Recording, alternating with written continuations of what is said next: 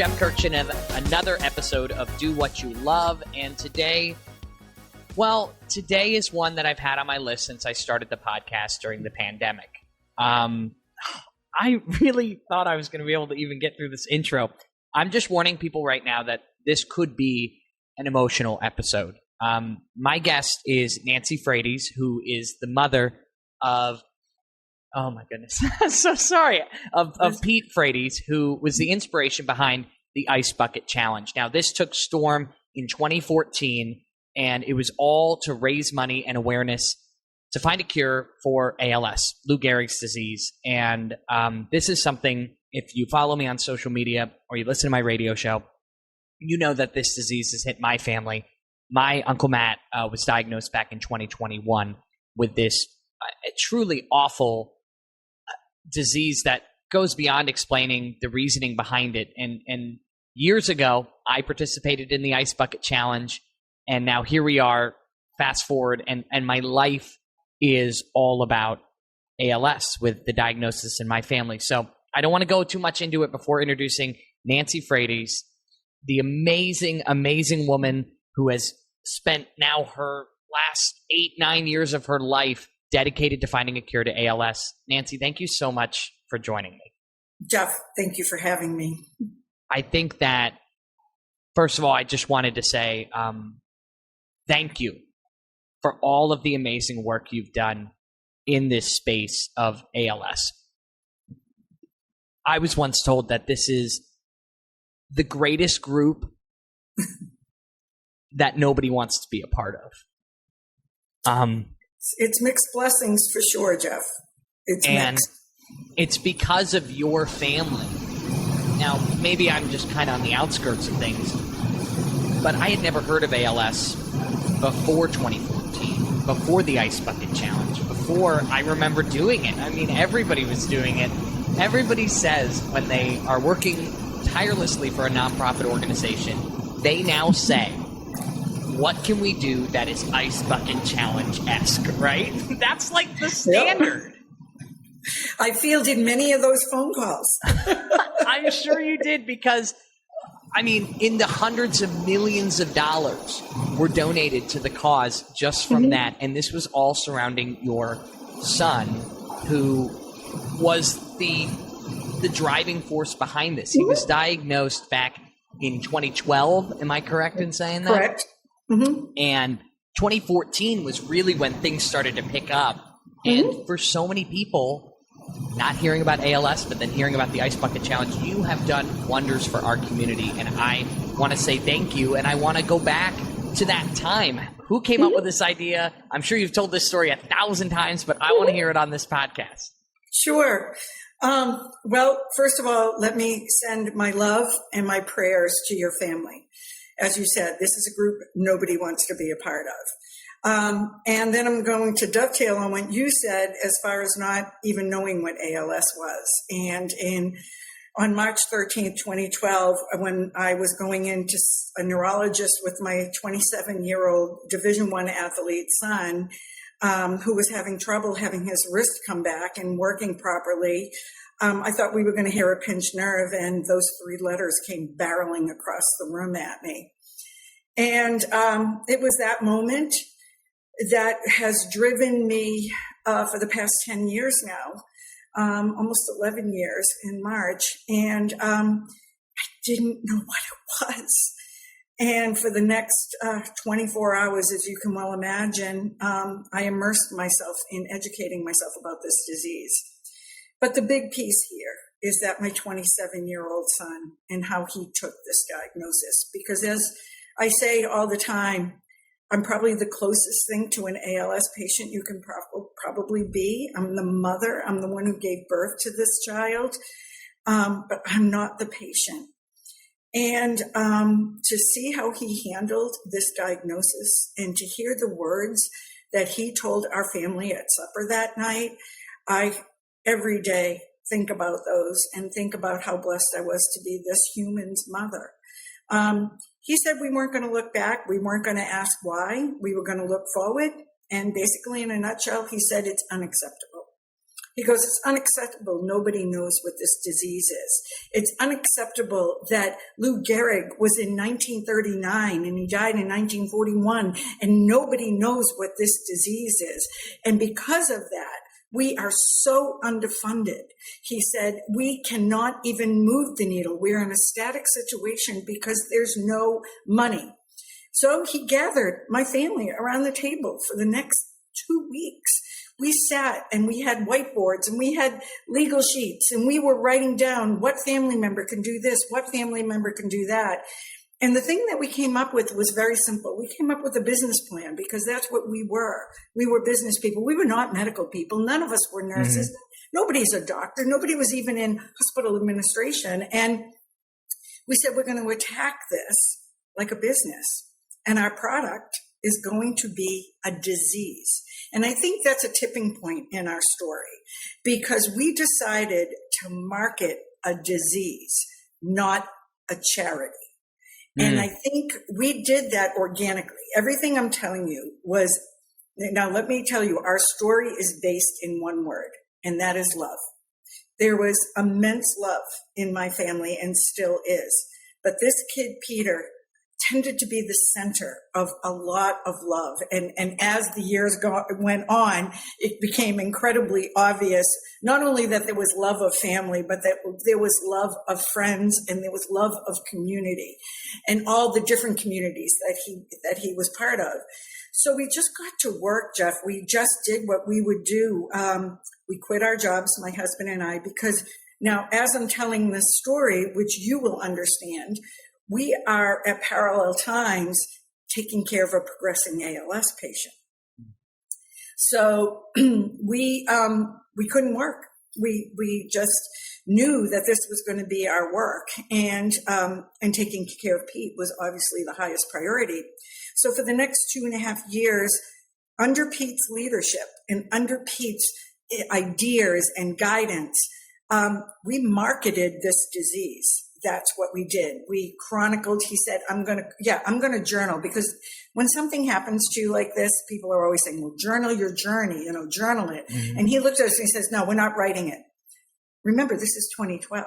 He said, we're going on social media and we're going to use video, which was relatively a novel idea. That was big back then. I mean, now really you don't think about it, but you don't even use pictures anymore. Right. You use video. Everything's video. Look at, there are complete, platforms now that are only video based. Back then, video wasn't that big a thing. And he said, look, I know what it's going to do to me. And he said, and it's visual. He said, we can talk about it, but if we put it up there and we show it, people are going to see what this is going to happen to my body. And so for 2.5 years, that's what we did. And we knocked on doors. Who were the biotech companies that were in this space? Who were the investors? Who were the angel investors that we didn't even know that were in? Because that's a whole nother thing with this disease. It was in the shadows. People weren't coming out and saying, I have ALS, or I have a family member with ALS. It had traditionally been, and still is, a very humbling disease, but people were kind of frightened to come out and talk about it. He wanted to change all that. And he said, that's what we're changing. So unfortunately, come 2014, July of 2014, Pete was completely paralyzed by then. He had a very fast progression. He was in a wheelchair. He was on a feeding tube. He could no longer speak. He was typing with his eye gazer. And like I said, we were going to a lot of ALS events with large groups of people, raising large amounts of money, just really out there making a name for ourselves. And this disease. And he got, God love him, a text from his brother in fight, Pat Quinn, out of New York, who said, Pete, something just came across my feed. He goes, I think this is what we've been working for, buddy. Pete looked at it, called us in, and typed with his eyes, this is it. This is it. We're going to make it our own. And that's what we did. We literally pulled out the computers. I mean, honestly, we're talking 2014 now. Mm-hmm. So Pete is telling us about tagging people of influence. who heard of an influencer in 2014? Right? We were the original people. I was like, okay, Pete, what does that mean? Mm-hmm. And he would say, and then he said, we make sure we tag, we make sure we comment on every Ice Bucket Challenge. What do you want us to say? I want you to say thank you. I want you to tell them thank you for joining our fight. And that's what we did. And Jeff, when I could tell you stories during that month of August of 2014 that you wouldn't even believe. Our Facebook page, we had about 5,000 followers, which was pretty good at the beginning of August of 2014. By the end, we had 55,000 Facebook followers. Wow. Yeah, and I mean, it was crazy. We did every television show known to man. And what's interesting, again, behind the scenes of it, is that we made a pact as a family. Now, this is a family sitting around a kitchen table doing this. And we said to each other, people want our cell phone numbers. Like that's the ALS Association called us. All the organizations were saying people want to talk to you. And you know, when somebody says, "Can they have your cell phone number?" Your first instinct is to say no. And then we said, "Well, no, wait a minute. This is it. This is what we've been working for." So this is how we triage the media. We did a family Google Calendar. So when somebody would take an interview, they would put it in the calendar so that when ABC called, we could line it up in the morning because CBS was coming in the afternoon. We were talking to the Los Angeles Times. We had the New York Times. We had the Washington Post. We had all these people were calling us, and we said, we're not going to miss an interview. We're not going to miss an opportunity because we were business people and we knew this is what we needed to do. So that's what we did, and that's how we grew it. And the numbers speak for themselves. There are 17 million Ice Bucket Challenge videos viewed by 440,000 unique viewers. Oh my gosh! Over 10 billion times. Oh, we raised $250 million in 6 weeks. But as you said in your introduction, it's the ripple effect of the Ice Bucket Challenge, right? It's the ripple effect of what it did. People started talking about it, neighbor to neighbor, coworker to coworker, saying, I did the Ice Bucket Challenge. And then you'd say, your neighbor or your friend would say to you, oh, my grandfather died of that. People were identifying that it wasn't so rare. It wasn't so far away from, how many degrees away from them. You know why, Jeff? Unfortunately, it's because we die too fast. Every 90 minutes, someone is diagnosed with ALS. Every 90 minutes, someone dies of ALS. So, as we know in the disease community, our patients don't live long enough in order to cultivate community.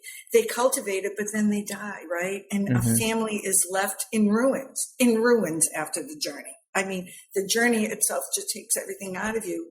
So it's up to us. It's up to the survivors of this disease to keep telling the story, to keep the momentum going. And look where we are today. If you had asked me that night in 2012, if only 10 years from then, what would have been accomplished, where we are at, I would have said to you, I dream about it every night. Mm-hmm. I think your story of how that was created and in the time it was created and in the way it was created with love, as you said. And that is the only reason. It wasn't a bunch of marketing people around a table, trying to come up with something. It was all written in love. It was, and I always say our journey started, it was very selfish on our part. We wanted to save our son. Mm-hmm. And unfortunately, at some point during the journey, the realization that they're not going to live is because it's 100% fatal. You're told that in the diagnosis. And yeah, we're changing it. We're going to change it. We're not there yet, but that's what it was. It was a selfish thing on my part that grew in scope. Whereas today I still dedicate my life to it. But let me just give you a quick anecdote on that. I said we raised, just based on what you just said, we raised $250 million net. Net. Wow. There were no fees. There were no agencies. There was nothing. So when we met with Facebook in 2015, and they told us many stories that I could regale you with. I mean, you would just be blown away by what they told us in these meetings. They called us in and said, we want to meet with you. And they said, well, you have, you're the catalyst for us. We've looked at what you did, and we thought, well, wonder if they had like a button that when people put a video up, they could just press a button and it would go right to where the money should go. And they said, it took 5 steps for you to raise $1. So they said, we're going to develop tools. And they have come out, obviously, and said the donate button and the anniversary fundraisers were based and catalyzed by the Ice Bucket Challenge. Mm-hmm. But what's interesting is when the Sir Nurtures and the Quins and the Frates met with them and they told us they were going to do that, we told them they couldn't charge fees. Oh. Because if they truly wanted to emulate it, they couldn't charge. And they have raised, Sheryl Sandberg, I've met with her and spoken with her. They've raised over $6 billion for nonprofits based on the donate button. So the legs of this story, the tenets of it are just amazing. And I'm so proud. I'm so proud of my son. Would I go back to the day before diagnosis and say, this doesn't happen? Absolutely, every day. But it did happen. And he's the one that kept telling me that. It's happening. So what are we going to do about it? How are we going to he was a true team player, Jeff. Mm-hmm. I mean, you're a sports family. Pete was always looking out. He was always the captain. He was always trying to be the best he could be so that his teammates would be the best they would be.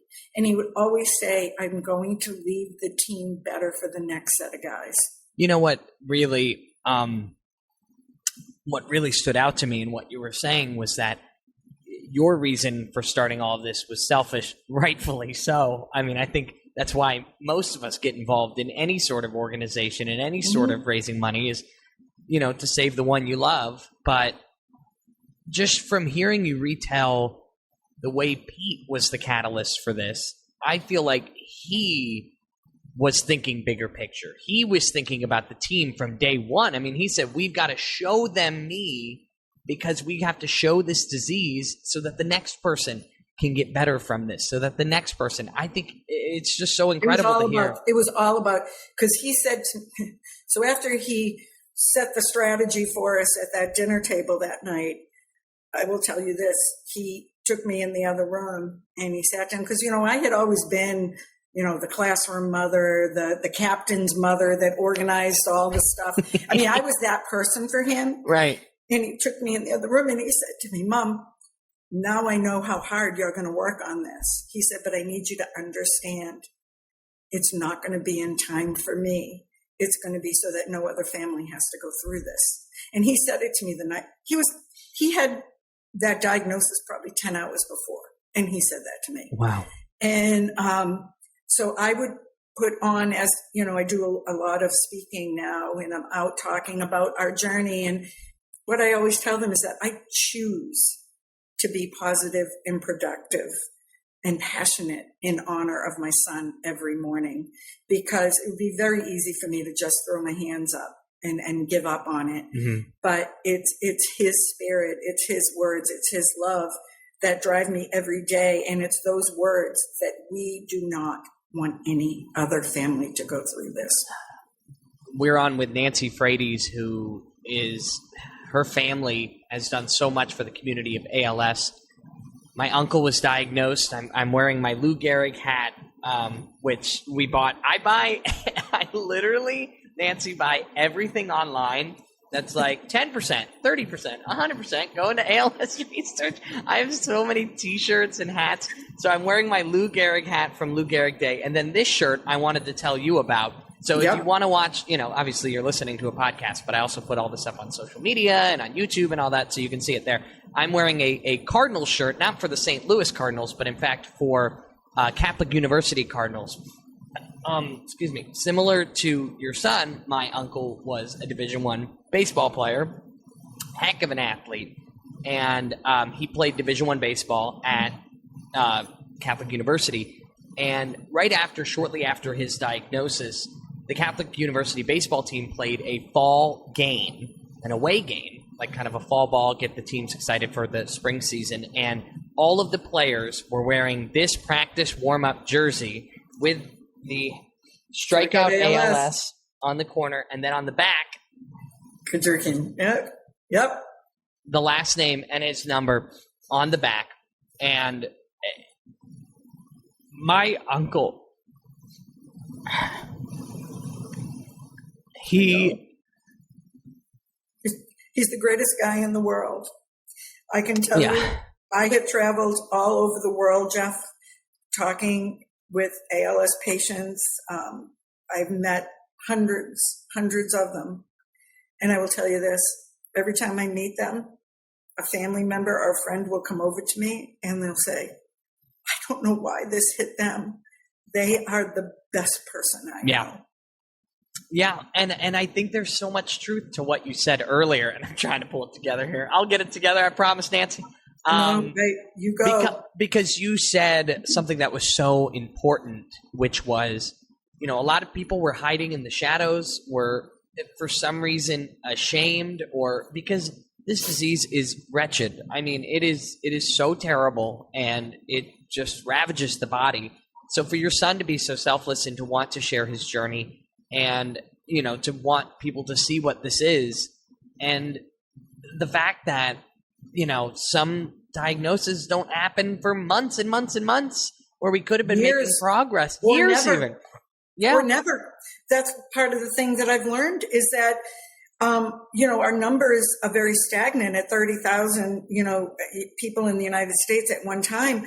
But I can tell you this.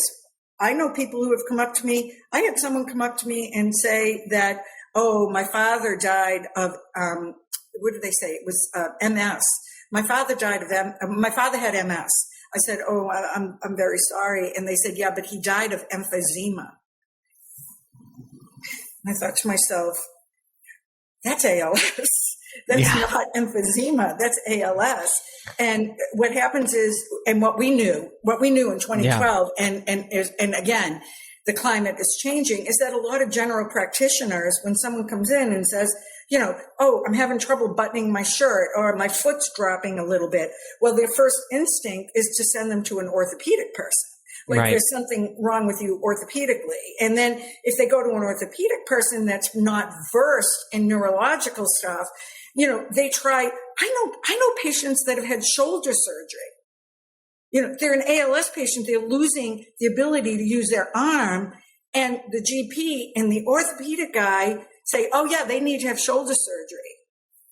So this is another thing that happened with Ice Bucket. We know that there were a lot of general practitioners that were like, I might not be identified. This might be not on my top of mind when someone comes in with these symptoms.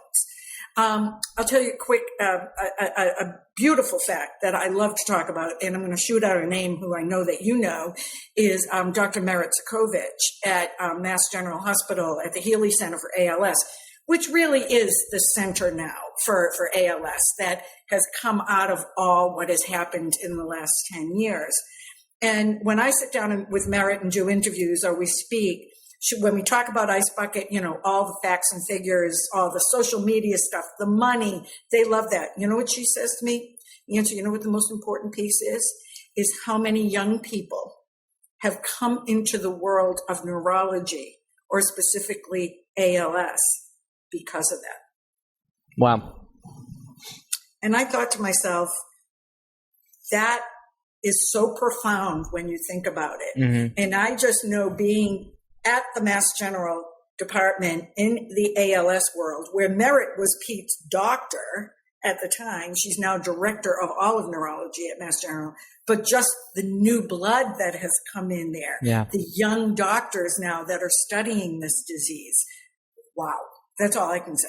Wow. Well, I mean, you said it earlier, the reach of what was going on at that dining room table with the videos across the country, across the world for that matter, has gotten so much bigger, down to the Facebook donate button and all of that. I mean, it's just incredible what you and your family have done. And for somebody listening right now to this podcast, right? Most people who would listen probably have, either been a friend or a family member of mine for a while, or they've listened to me on a radio station. Maybe they know that this is part of my family story, or maybe they don't. But for somebody listening, and I said, okay, I want to help today. I want to learn more today. Are there resources or things that you would recommend for somebody to learn more or to donate to, trusted sources that you think are the right ones to be going to? Yes, and I would reiterate that the Sean Healey Center for ALS at Mass General Hospital, they are basically anything that is in the lab right now that is being discovered, for it to be in the clinical trial process, from all over the world, is going through that center. Wow. And the center now has worked diligently, and with the investment of Sean Healey's $40 million. Sean was a businessman in Boston, had his own hedge fund. He was diagnosed with ALS. He and his company donated $40 million to create the Healey Center for ALS. And part of that money has gone to developing what's called a master platform trial, which is used in the world of cancer and other diseases.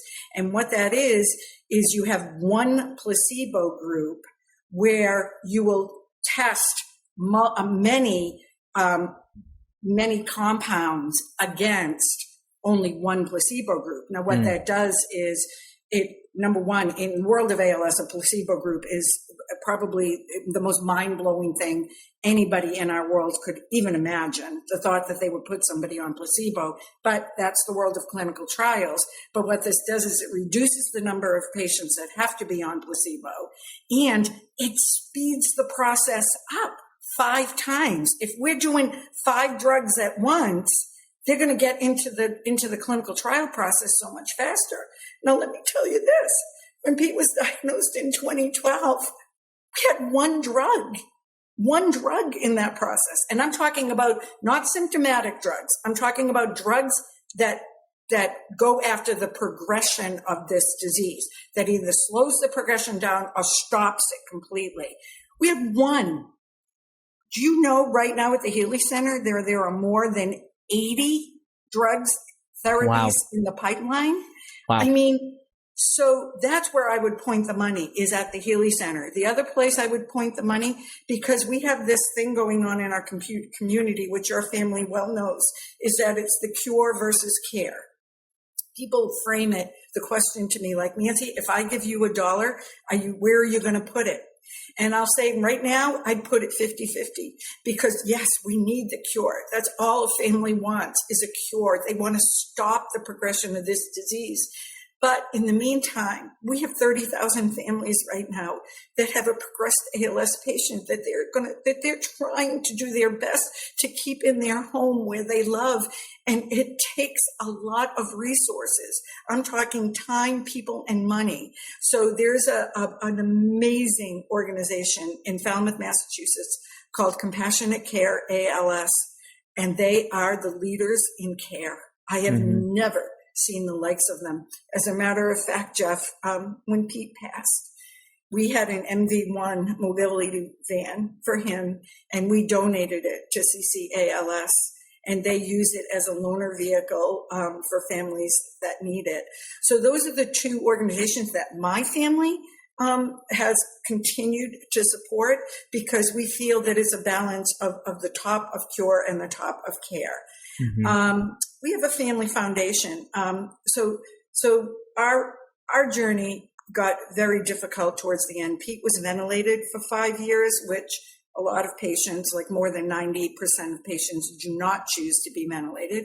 But Pete was 30 years old when that, and he had just had our Lucy, our granddaughter, in August before that decision had to be made. And he went on a ventilator, and he was on a ventilator for 5 years. And the level of home health care that we had to bring into the home in order to keep him there is not covered by insurance.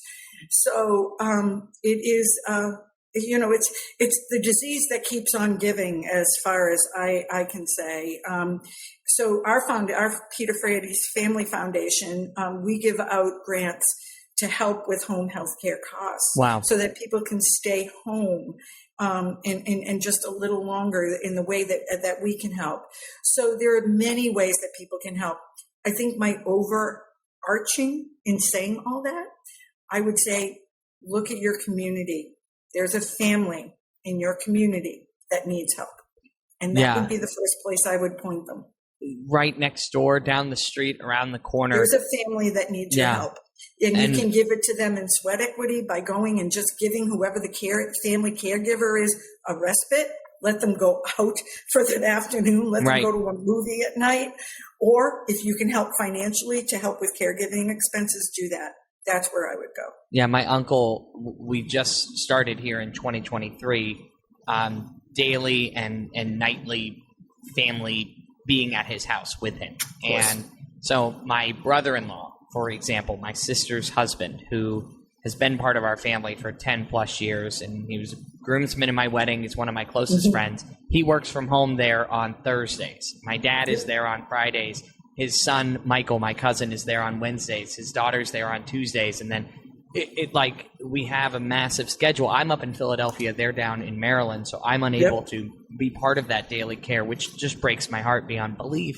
But I think that cure and care is something that is so important and people overlook all the time. I mean, you mentioned that you and your husband, quit your jobs just to take care of your son. And for so many people, healthcare is not going to cover anything. I mean, I talked to my uncle briefly about some of the expenses he's incurring, and it's astronomical. And I don't want to get into this whole thing, but it's unacceptable that you pay your whole life into this thing called healthcare, and then the minute you need it, they're like, "Oh, well, we don't know about this." You said the word, though, Jeff. You said the word, unacceptable. Yeah. It's unacceptable. Do you know in Canada, an ALS patient is not, a vented ALS patient is not allowed to leave the hospital without a care plan in place? Do you know in Japan, they pay full for vented patients to have respiratory nurses in to help them? What? We really need some work. We have a lot of work to do in a lot of areas in this country. But this is one that when you are in it and you are, you're living it every day, you're just blown away by it. And, that's the other piece is when you lose your patient, your reflection on all this is, it's like post-traumatic syndrome. Mm-hmm. Honest to God, I think I've been in PSTD for the past 3 years. I think I held it in for the whole time because Pete asked me to. Pete asked me not to be weepy, not to be negative, not to be like that. And I, like I said, it was work for me. I mean, it was a conscious work every day for me not to be like that.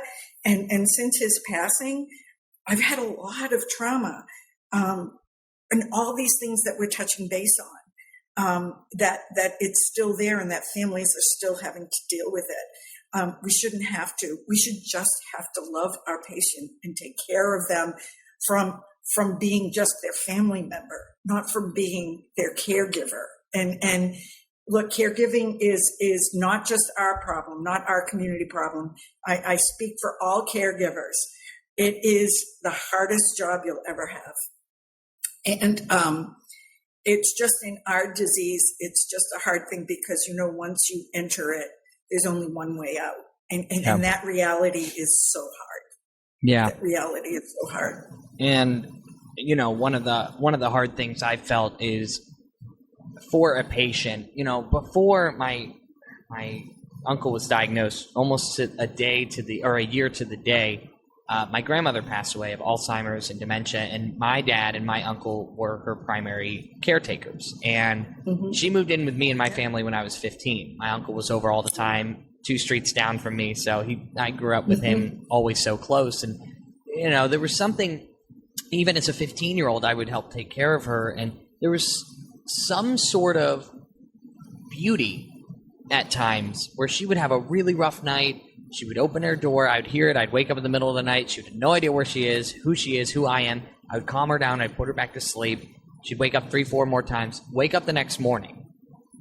Nana, how did you sleep? I slept great. I'm ready for a great day. Because it was a blessing and a curse. And to those people who have had family members who have gone through this, you know, everybody deals with this in their own way. For us, I kind of thought, wow, there's a little bit of beauty in that, because she had a terrible night, but she doesn't even remember having a bad night, and now she can take a nap and just enjoy her day and restart when the sun comes up in the morning. And I think the thing that I have trouble really grasping with ALS is the fact that the brain is active. You're seeing yourself go through this. And, you know, my uncle was that guy, still is in his heart, that guy who walks in a room, booming voice, you know, and just commands it, telling jokes, pointing people out, having a blast, and he's lost that part of his personality, and it's not his fault, you know, and he can't, you know, sit there and command the room and tell an amazing story because he's losing his voice, you know, he's losing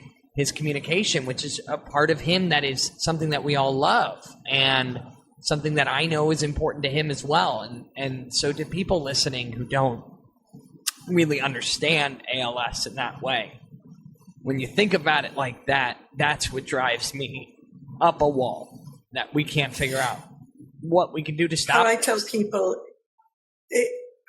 people is the day of diagnosis is the best day that person's going to have for the rest of their lives, because the next day you're going to wake up and just a little bit more of them is going to be taken away, and then the next day the same thing.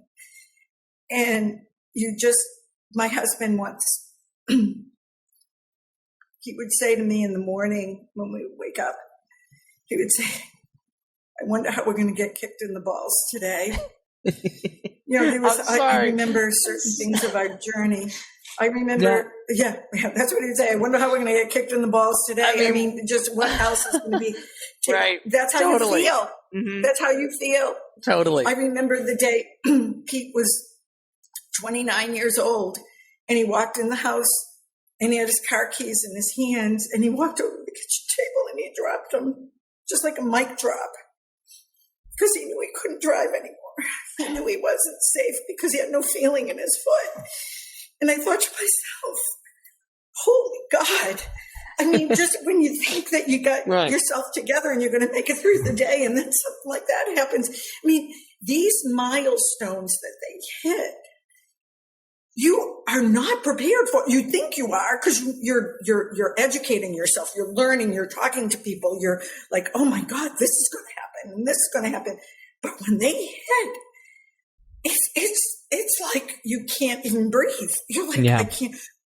And I do now, part of what I do is I do a lot of mentoring with families. I do a lot of mentoring with patients, and, you know, and try to tell them, look, these hurdles, they don't want to go in the wheelchair, because they know once they go in, they're not getting out. Mm-hmm. These things are so devastating that you can't even wrap your brain around them. But somehow we do. Sometimes, but you know how we do? And Jeff, this is it. In your story, people throw the word love around a lot. It's thrown around, but it is so based in love, because you love so hard and you love so fiercely this person, that living in the present is how you get through.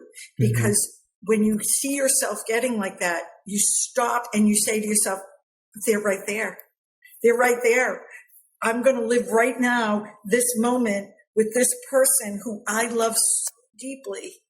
And wow, what a blessing, what a gift that is, that this disease has given me. I live in the moment. Every moment is a gift to me. Right. Because guess what? And I say this all the time when I speak, I said, that night before, we sat down with Pete. We knew we were going in to see a neurologist. And we looked at him and we said, Pete, what are we going to hear tomorrow? Because his wrist hadn't come back from getting hit with the baseball. And he looked at us and my husband said, this was the last present Pete could really give us. And he looked at us and he said, Mom and Dad, they're going to say it's a pinched nerve. It's a pinched nerve. And John goes, that was the last good night of sleep I have had and I will have for the rest of my life. And that's how you live in this world. And now it is for others. It is as much as I can help others to navigate these waters. They are rough ones. And like I said, if there's anything your listeners can take from this, is that we haven't cured this disease yet. We haven't stopped this disease yet. So people who are getting diagnosed with this disease today, yes, we've made all this progress. We've raised all this money, but they're still getting those words. It's 100% fatal. Nobody has lived through this disease yet, and we need to change that. I think that's a great place to wrap it up. And for those who have, made it through this conversation, I apologize for the amount of tissues you probably tried to use. I have never kept a tissue box near my podcast studios, but I probably should have today. Nancy Frates, I can't thank you enough for, to bring it full circle. You said at the dining room table, hey, we're going to give our cell phone numbers out. Your number came to my dad. I asked my dad if I could have it. He said absolutely. She said she will take any call or any text message or anything. And I texted you, somebody you've never met before or spoken to. Now, granted, you knew, the Kurkjian story a little bit, and but you could not have been quicker to respond, quicker to be a part of this, and just a true joy. And I can say, without a doubt, this has been my favorite episode of this podcast, just because of what it means to both of our families to do this. And Jeff, please send my love and hope and prayers to your whole family, because it's the whole family that gets ALS. It really is. Even the patient is the center of it, but you will never be the same. You will never be the same. And you will be part of our community forever. You just will. It doesn't leave. It doesn't leave you. Nancy, thank you so much. I really appreciate your Jeff. time.